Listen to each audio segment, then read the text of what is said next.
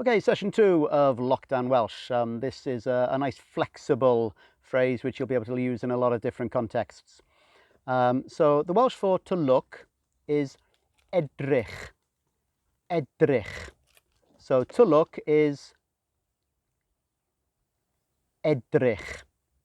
So I look is dwi'n edrych, dwi'n edrych. So I look. Dwi'n edrych. And that's also I'm looking. So I'm looking is dwi'n edrych. Dwi'n edrych. So forwards or onwards, but as in to look forwards to something in Welsh, is ymlaen. Ymlaen. You might be familiar with that with ymlaen Llanelli, you might have heard. So forwards is ymlaen. Forwards. So to look forwards, I forgot to tell you it was ymlaen, but I think you just heard that, hadn't you? To look forwards is edrych ymlaen. Edrych ymlaen. I'm looking forwards. Dwi'n edrych ymlaen. Dwi'n edrych ymlaen. Try to make some kind of a sound in the gap. Even if you can't get the full phrase out, just make some of the noises that start to come to your mind. Dwi'n edrych ymlaen. So what are we looking forwards towards? Well, a whole range of things. But I'm looking forward to, in that instance, the to in Welsh, you'll say at. At. So to, at. So forwards to is ymlaen at.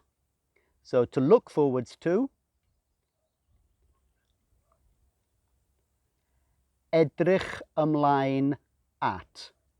And I'm looking forwards to,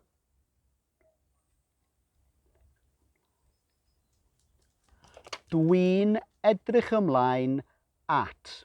So now this gives us a whole load of different things. Dwi'n edrych ymlaen at, any kind of verb you already know if you've learnt a little bit of Welsh. If you haven't learnt any yet, then you need one now. So let's go with see, to see, or seeing. So to see in Welsh is gweld, gweld. To see, gweld. Now when we put this with at, it softens slightly, so it becomes at weld. So to seeing is at weld. To seeing, at weld. Forwards to seeing, ymlaen at weld. To look forwards to seeing, edrych ymlaen at weld. I'm looking forwards to seeing,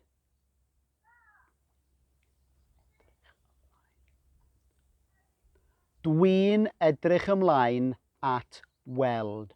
Dwi'n edrych ymlaen at weld. So now that's a lot of things we're looking forward to seeing. Well, almost everything that we used to see. So dwi'n edrych ymlaen at weld. Well, let's start with the most obvious one. Friends. So friend in Welsh is just ffrind. Friends, plural, more than one, is ffrindiau. Ffrindiau. You'll often hear that just as ffrindia. Ffrindia, and that's probably what I'll tend to say. So to see friends is gweld ffrindiau. And then to see with the at in there, to see friends, at weld ffrindiau. So forwards to seeing friends,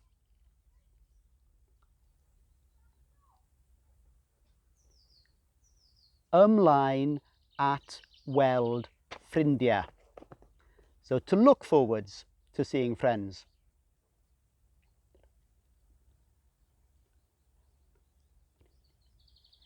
edrych ymlaen at weld ffrindiau.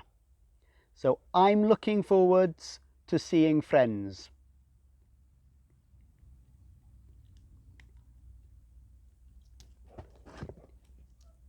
Dwi'n edrych ymlaen at weld ffrindiau. And let's just add a little thing in there. Let's switch it from friends to my friends. My friends in Welsh is fy ffrindiau. Fy ffrindiau. So my friends, fy ffrindiau. To seeing my friends,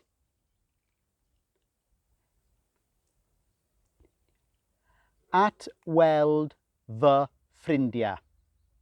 Forwards, to seeing my friends.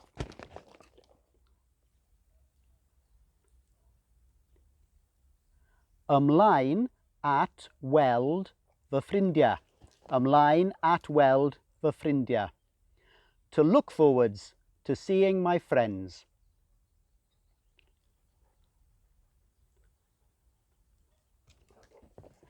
Edrych ymlaen at weld fy ffrindiau. I'm looking forward to being able to get this dog to calm down too. That's why it's moving in and out like that. Sorry about that. So I'm looking forwards to seeing my friends.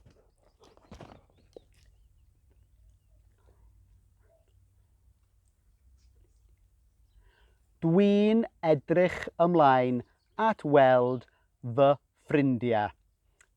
Let's just add one little word at the end of that. It's a nice one. The Welsh word for again. Again, in this kind of context, is eto. Eto. So my friends, again, is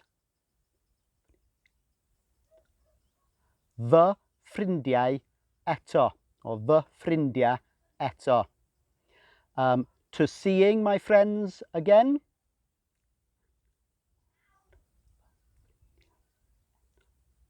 at weld fy ffrindiau eto.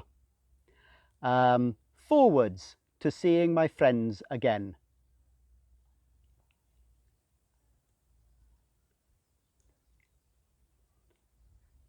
Ymlaen at weld fy ffrindiau eto. Looking forwards to seeing my friends again.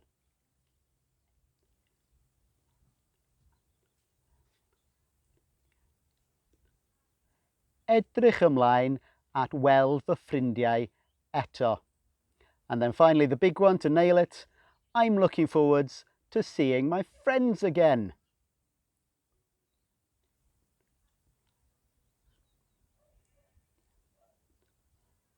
Dwi'n edrych ymlaen at weld fy ffrindiau eto. Yeah, dwi'n edrych ymlaen at weld fy ffrindiau eto. And just a quick recap from the previous session. Can you remember how to say, I can't remember what day it is today?